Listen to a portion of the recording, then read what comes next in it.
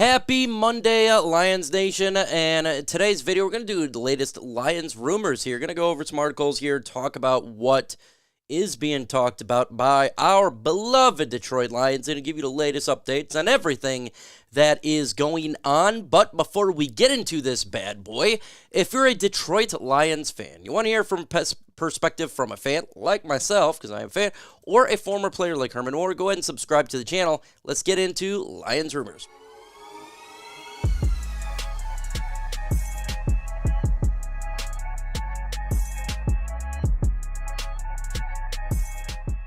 Smash that like button. It does help out. Let's get to 100 likes. Let's get the first rumor here, or the first article, whatever you want to say. It says Jahmyr Gibbs' progress as wide receiver could offset the Lions' loss at position. And this is something that we have talked about on this channel. Other channels have talked about it as well, like Crunch Time.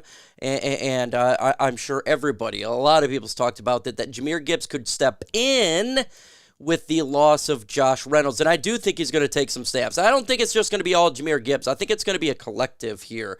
Gibbs will get more opportunity, and that's good. Same with Khalif Raymond, Donovan Peoples-Jones. These guys as a collective are going to do the best they can to recoup some of those yards that we lost with Josh Reynolds. But this article is correct. Jahmyr Gibbs is a passer is really good, but it's a different type when it comes from Josh Reynolds. It's not just going to take him over because he doesn't do what Josh Reynolds did. Josh Reynolds played pretty like kind of like an X wide receiver at some point. Yeah, he did go in the middle sometimes, but he was predominantly on the outside. So I think the production will come up with Jahmyr Gibbs. Definitely not the same. But yeah, I'm not too worried about it. Yes, it would have been better if we had Josh Reynolds. Then I'd have zero worries. But I do believe Ben Johnson is good at what he does. I trust in this coaching staff. I trust in the ability for this regime to find talent and to replace talent. What happens when you're a good team? You got to replace talent. So I fully expect that they'll get it done, and I am not too worried about it. But in the comment section, are you guys believing just like here that Jahmyr Gibbs is probably going to take up some of those yards with Josh Reynolds and the offense will be fine? Give me your thoughts in the comments below. Now, a guy who everybody's been talking about this offseason is Jake Bates here. Detroit Lions fan favorite. It's a brutal end to the regular season. Yeah, look, he was doing great in the first part of the season, and then it kind of slowed off here in the last couple of weeks. And here's the thing, folks, and this is why a lot of us was talking about, when it comes to the kicker, there's no rush to get this guy. Like, he's got to be now. He's got to be now. He's got to be now. He's got to be now. I said, just, let this thing play out, right? He's got an opportunity to make kicks, and it showed good, but it doesn't mean that everything is like that, and now we're seeing a little bit of a downturn.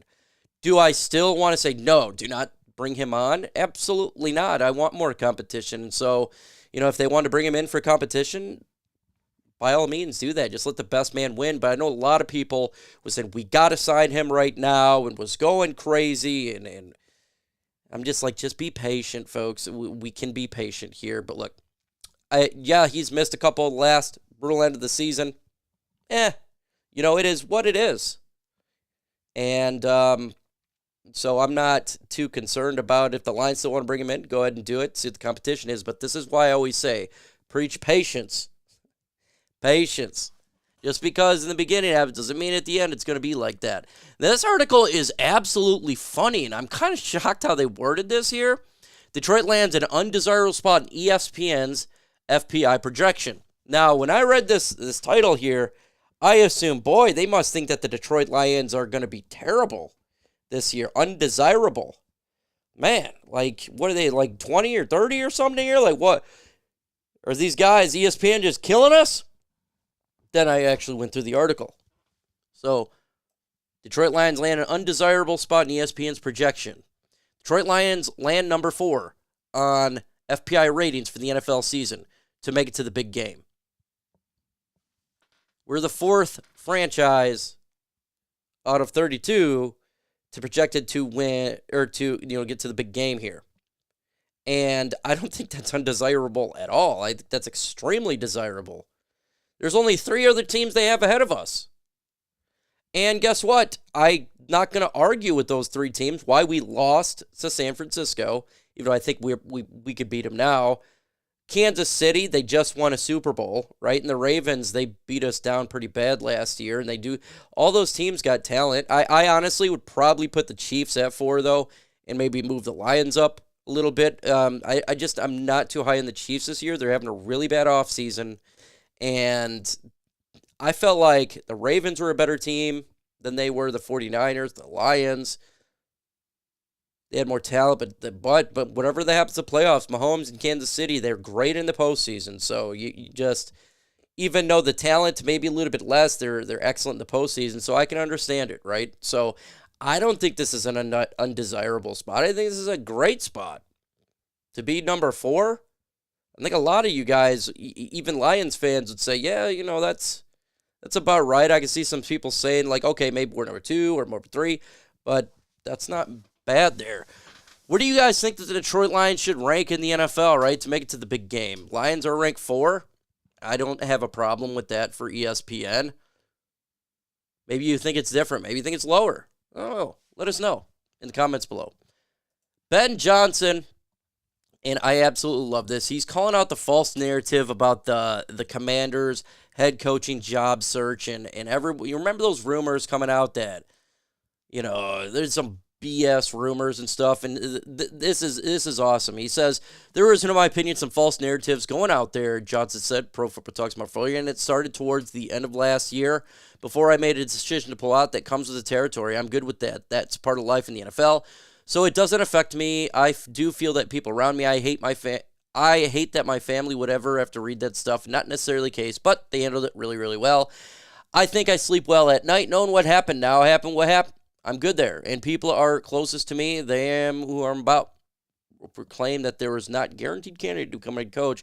Asking price spooked teams. The narratives, and then he came out. This guy is cocky and all this weird stuff. So look, I'm happy to address this because this was dumb at the time, and it's dumb right now.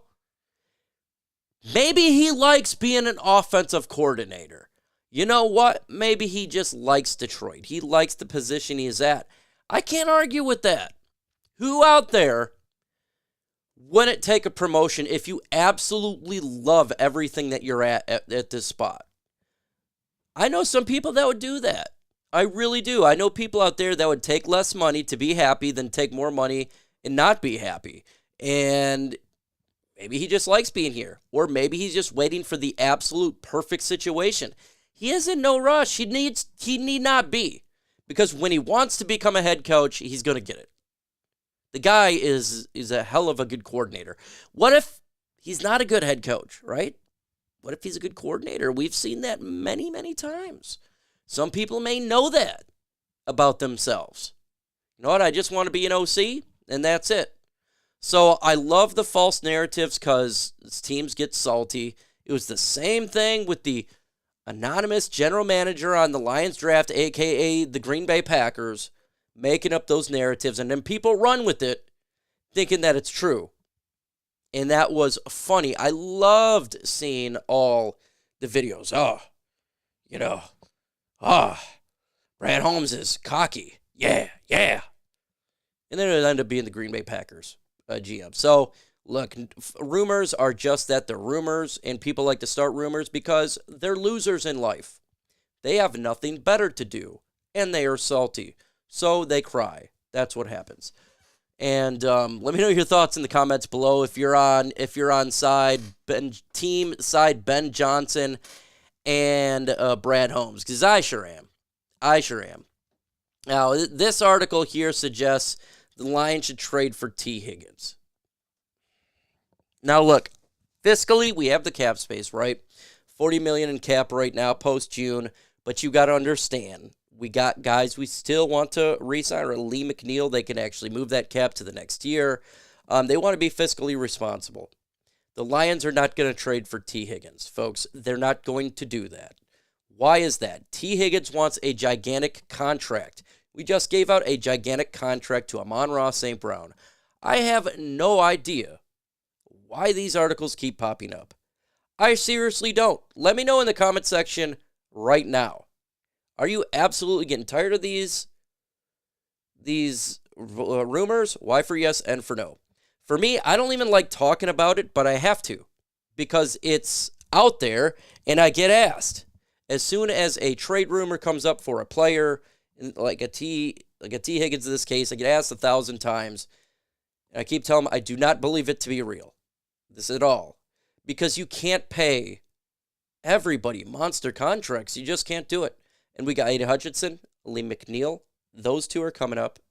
They're going to be big contracts, right? What about Carlton Davis? What if we want to keep him? He's on a 1-year deal. What if he comes out and does good? Maybe we just want to roll over some cap because we know big O contracts are on the way. They want to be fiscally responsible, and that is really important. There's teams out there that are not. They're terrible when it comes to finances. So we can't, and plus not only that, you're going to have to pay the guy. You're going to have to give up draft picks, and we already lost 2 draft picks from this up-and-coming draft because of last year's trades. It just makes no sense at all. This is not the Lions' way. They don't trade for players with gigantic contracts. They just don't do that. We've now been in Brad Holmes' 4th offseason. Have we seen anything to suggest they would do that? Not a thing. 0. The only trades that were significant, obviously the Stafford trade, and trading away T.J. Hockenson and then trading up in the draft. That's really it. The Carlton Davis trade was probably the biggest trade that, in, I guess, the modern Brad Holmes era is not the Stafford trade, right?